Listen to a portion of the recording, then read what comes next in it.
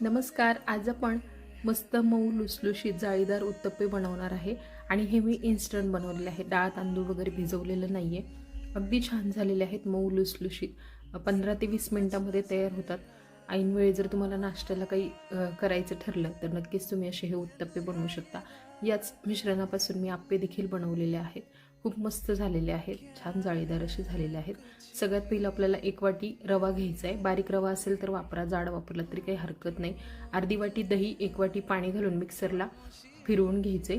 त्यानंतर हे मिश्रण एका भांड्यामध्ये काढायचे. याचा थिकनेस चेक करायचं आहे. खूप जास्त घट्ट वाटलं तर थोडंसं पाणी घाला. झाकण ठेवून एक 10 ते 12 मिनटं हे रवा भिजण्यासाठी ठेवायचं आहे. बघा, भिजल्यानंतर अजून हे थोडंसं घट्ट झालं आहे, तर ह्यात मी थोडंसं पाणी घालणार आहे. चांगलं मिक्स करून घ्यायचं आहे. दह्याऐवजी तुम्ही हे रवा भिजवण्यासाठी ताक वापरलं तरी चालेल. ताक वापरलं तर पाण्याचं प्रमाण कमी वापरा. आता ह्यात चिरलेला कांदा, चिरलेली मिरची, चिरलेली कोथिंबीर, चिरलेला टोमॅटो घालायचा आहे. चवीपुरतं मीठ घालायचं आहे. चांगलं मिक्स करून घ्यायचं आहे. खूप जर मिश्रण घट्ट वाटत असेल तर आणखी थोडंसं पाणी घाला. ह्यात खाण्याचा सोडा घालायचा आहे. बारीक रवा वापरला तर मिश्रण लवकर भिजतं आणि जर जाड रवा असेल तर थोडंसं जास्त वेळ भिजू द्या. मिक्सरला जास्त वेळ थोडंसं किंवा फिरवून घ्या. आता या मिश्रणाचे मी अगोदर उत्तप्पे बनवलेत. साध्याच तव्यावरती बनवले, डोशाचा तवा वगैरे वापरलेला नाही आहे. थोडंसं तेल लावायचे तव्याला, त्यावर मिश्रण घालून 1-2 मिनटं वाफेवरती शिजवून घ्यायचे. आणि हे थोडेसे मी जाडसर बनवले आहेत, जास्त पसरवलेलं नाही आहे.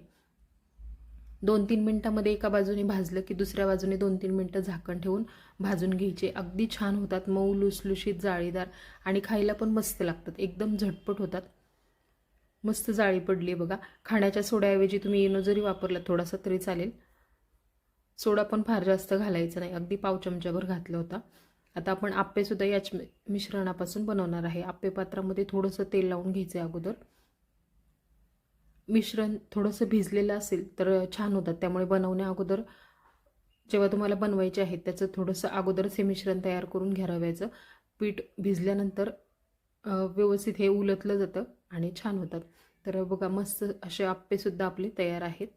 एकाच मिश्रणापासून आपण उत्तप्पे आणि आप्पे दोन्हीही बनवलेलं आहे. अगदी छान झालं आहे. चटणीसोबत गरमागरम सर्व करा. व्हिडिओ आवडला असेल तर लाईक करा, शेअर करा. चॅनलवर नवीन असेल तर सबस्क्राईब करा. मस्त असे हे जाळीदार उत्तप्पे आणि आप्पे नक्की बनवून पहा.